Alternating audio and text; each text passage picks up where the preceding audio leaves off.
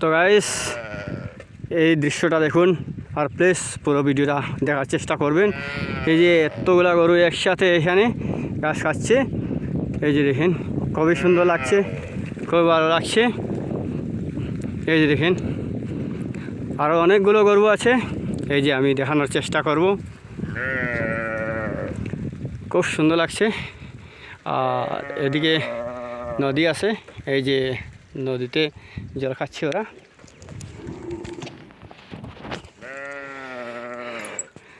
তো গাইস পুরো ভিডিওটা দেখার চেষ্টা করবেন। এই জায়গাটাও খুবই সুন্দর, খুবই আকর্ষণীয়। এই যে গরুগুলা ঘাস খাচ্ছে, এই যে দেখেন, এই যে খুবই ভালো লাগলো এখানে এসে। জায়গাটাও খুবই দারুণ লাগছে। আর এই যে গরুগুলা পানি খাচ্ছে। তো এই দৃশ্যটা দেখে আমার খুবই ভালো লাগলো।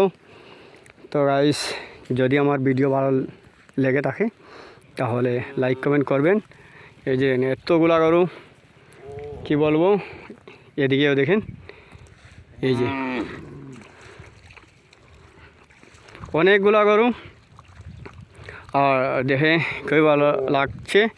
এই যে ছোট্ট ছোট্ট বাচ্চা আছে, এই যে ছোটো ছোটো বাচ্চা, খুবই সুন্দর লাগছে। আর জায়গাটাও দারুণ লাগছে, নদীর ধারে, এটা পাহাড়ে নদী।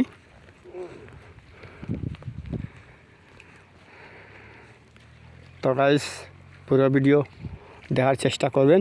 আর ভিডিও ভালো লেগে থাকলে সাবস্ক্রাইব করবেন প্লিজ।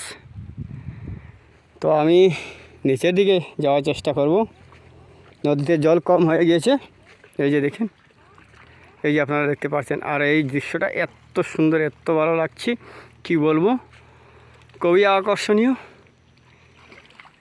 নদী অনেক বড় নদী, এখন জল শুকিয়ে গিয়েছে। বর্ষার সময় অনেক জল হয়ে যায় এই নদীতে, এগুলা পাহাড়ি নদী। তো আবার উপর দিকে ওঠার চেষ্টা করব।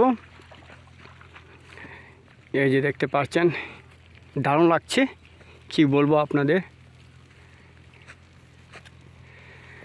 তো এরকম দৃশ্য সবসময় দেখা যায় না গাইস, খুবই আনন্দ লাগছে। এরকম দৃশ্য দেখে আমার অতীতের কথা কোনো সময় মনে পড়ে থাকে।